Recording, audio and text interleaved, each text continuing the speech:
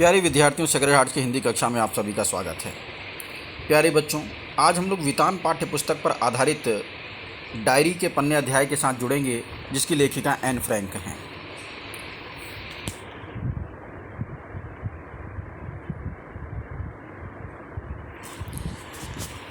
Anne Frank द्वारा लिखित यह डायरी मूलतः the diary of a young girl शीर्षक से वर्ष 1952 में प्रकाशित हुई, जो इतिहास के सबसे आतंकप्रद और दर्दनाक अध्याय के साक्षात अनुभव का बयान करती है। हम यहाँ उस भयावह दौर को किसी इतिहासकार की निगाह से नहीं, सीधे भोक्ता की निगाह से देखते हैं, और यह भोक्ता ऐसा है जिसकी समझ एवं संवेदना बहुत गहरी तो है ही, उम्र के साथ आने वाले दूषणों से पूरी तरह अछूती भी है। द्वितीय विश्व युद्ध के दौरान यहूदियों पर ही सबसे अधिक अत्याचार हुए थे। इस पाठ में लेखिका एन फ्रैंक ने अपने जीवन में आए संकटों का मार्मिक ढंग से वर्णन किया है। लेखिका ने स्त्रियों पर हुए अन्याय का भी वर्णन किया है। इस डायरी को एन फ्रैंक की अकाल मृत्यु के बाद उनके पिता ओटो फ्रैंक ने पहली बार डच भाषा में वर्ष 1947 में छपवाया था। लेखिका ने अपनी डायरी को अपनी प्यारी गुड़िया किट्टी को संबोधित करते हुए लिखा है। यह डायरी यहूदियों पर ढाए गए जुल्मों का एक जीवंत ऐतिहासिक दस्तावेज है।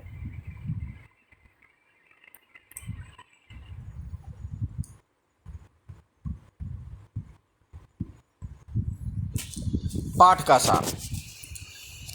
8 से 10 जुलाई 1942। लेखिका ने 8 जुलाई 1942 से अपनी डायरी लिखनी प्रारंभ की। युद्ध के दौरान 2 यहूदी परिवार 2 वर्ष तक एक गुप्त स्थान पर छिपे रहे। इनमें से एक लेखिका का परिवार अर्थात फ्रैंक परिवार था, जिसमें 13 वर्षीय एन लेखिका, उसके माता पिता और उसकी बड़ी बहन मार्गेट थी, जबकि दूसरा परिवार था वान दंपति और उनका 16 साल का लड़का पीटर। इनके साथ एक और व्यक्ति रहता था जिसका नाम मिस्टर डसेल था। एन फ्रैंक ने डर, आतंक, भूख, गरीबी, मानवीयता, प्रेम, घृणा, प्यास, पकड़े जाने का खौफ आदि का जीवंत वर्णन किया है। ये सब एन के पापा के दफ्तर में छिपे थे। 9 तारीख को दफ्तर की बिल्डिंग के बारे में लिखा गया है। 10 तारीख को लेखिका ने दिन भर अपने पिता के साथ मिलकर दफ्तर के कमरे की सफाई की और सामान व्यवस्थित किया। रसोई को रगड़कर साफ करने का काम भी लेखिका ने ही पूरा किया। 28 नवंबर एवं 19 मार्च 1942। 28 नवंबर को एन ने लिखा कि उसने वह समय किस प्रकार डर डर कर बिताया है। मिस्टर डसेल, जो एक अच्छे खासे चुगलखोर व्यक्ति हैं, एन की सभी बातें उसकी मम्मी को बता देते हैं और वही बातें एन की माँ उसे उपदेश के रूप में सुनाती है। एन ने अपनी गलतियों के बारे में भी लिखा है, पर वह उन पर या तो हंस देती है या फिर रो देती है।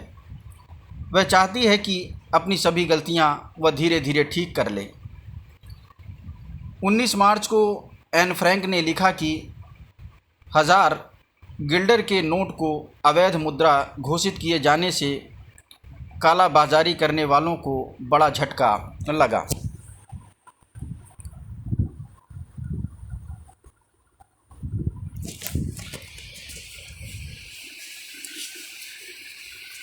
तेईस एवं 28 जनवरी 1944। 23 जनवरी को एन फ्रैंक ने लिखा कि उसे राजसी परिवारों की वंशावली में अच्छी रुचि हो गई है। वह रविवार को फिल्मी कलाकारों की तस्वीरें अलग करने व देखने में समय व्यतीत करती है। साथ ही एन फ्रैंक को बालों का स्टाइल बनाना बहुत पसंद है। 28 जनवरी, एन फ्रैंक लिखती है कि वह मिसेज वान दान की हर कहानी को सुनकर ऊब चुकी है, क्योंकि वही कहानी उसने पहले भी सुन रखी है। मिस्टर डसेल भी पुरानी बातें बताते रहते हैं, जैसे घोड़ों की दौड़ें, लीक करती नावें और 4 साल की उम्र में तैरने की बातें इत्यादि।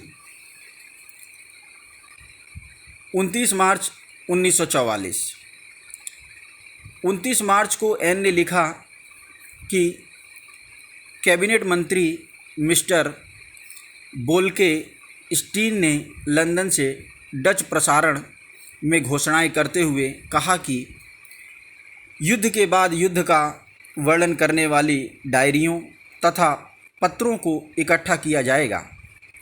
यह सुनकर एन का मन आनंद से भर गया।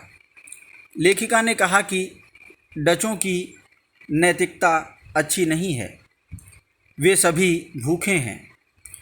उनके यहाँ 1-2 हफ्ते का राशन 2 दिन भी नहीं चल पाता।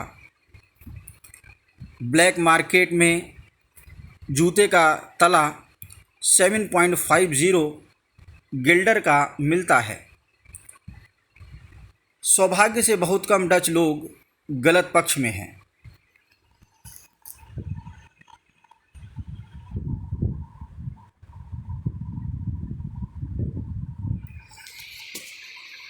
अप्रैल 1944, एन ने 11 अप्रैल को डायरी में लिखा कि शनिवार को गोलाबारी शुरू हो गई।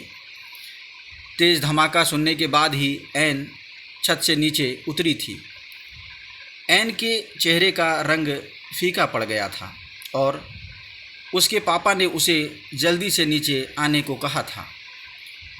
घर में सभी लोग परेशान थे, क्योंकि अब सबको पता था कि हालात और बिगड़ते ही जा रहे हैं। 13 जून 1944, 13 जून को एन ने डायरी में लिखा कि सभी डच लोग ब्रिटेन का मजाक उड़ाते हैं और उन्हें कायर भी कहते हैं। पीटर के बारे में लेखिका कहती है कि वह केवल एक अच्छा दोस्त है, क्योंकि वह यह मानती है कि पीटर का स्वभाव उसके स्वभाव से बिल्कुल भिन्न है। एन कहती है कि लोग उसे घमंडी समझते हैं, परंतु वह है नहीं। एन अपनी कमियों को जानती है और उन्हें ठीक भी करना चाहती है, जबकि लोग ऐसा कह भी नहीं सकते। वह लिखती है कि नारियां केवल बच्चे पैदा करने की मशीन नहीं हैं। नारियों ने ही समाज को बनाया है, फिर समाज उन्हें उचित सम्मान क्यों नहीं देता?